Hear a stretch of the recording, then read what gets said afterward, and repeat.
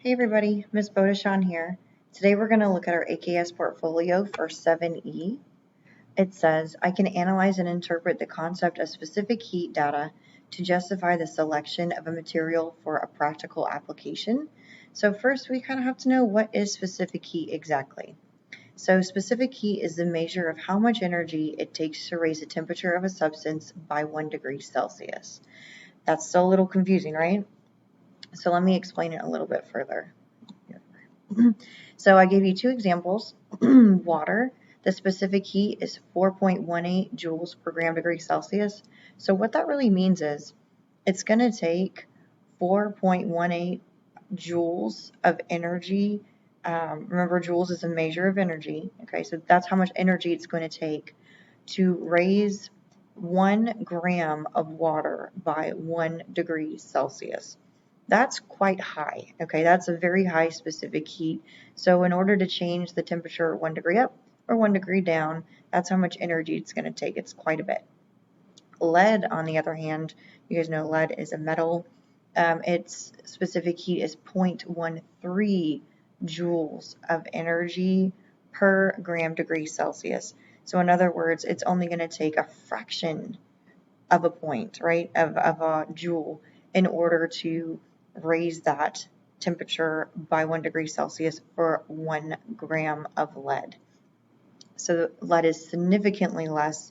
In fact, they're like polar opposites. Water is a very high specific heat. Lead is a very, very low specific heat capacity, which means lead will change temperatures very fast. Okay, it takes very little energy. So it's going to heat up and it's going to cool down, and it's going to take hardly any energy in order to do that.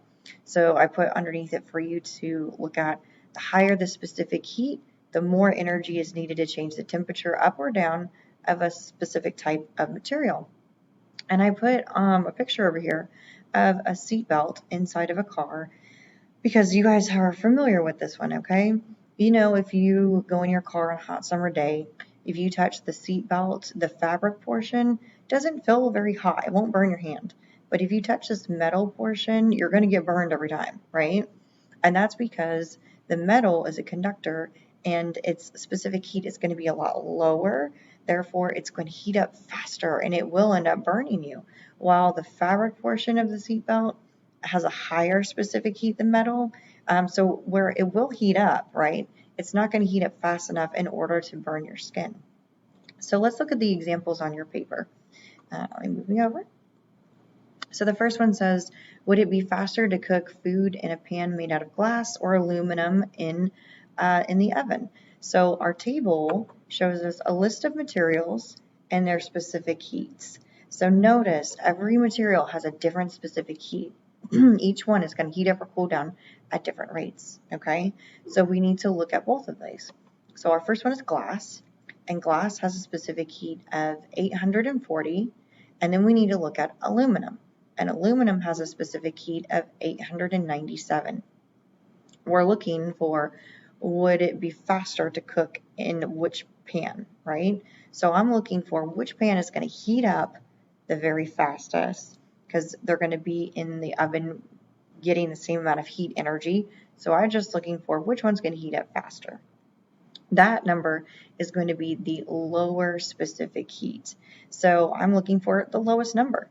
So is 840 or 897 lower? 840 is. So glass is going to be the material pan that I want to use to heat up my food the fastest in this case. And the second one, would a water or helium balloon cool down the fastest if they were left outside during a snowstorm? Let's look at our substances. We have a water balloon first. So water is 4,181 and helium is 5,193. So quite different, right? And it says that we are looking for which one will cool down the fastest. Well, it doesn't matter if you're heating up or cooling down. The lower the specific heat number, the less energy it takes. These are both in the same snowstorm, so they're receiving the same amount of energy, right, or being taken away from. So in this case, we're just looking for the lower the number, the faster it's going to change temperature, okay? So in this case, 4,181 is lower than 5,193. So water would be the one that will change temperature faster than helium. All right, you guys, and that pretty much wraps up 7E. Let me know if you have any questions.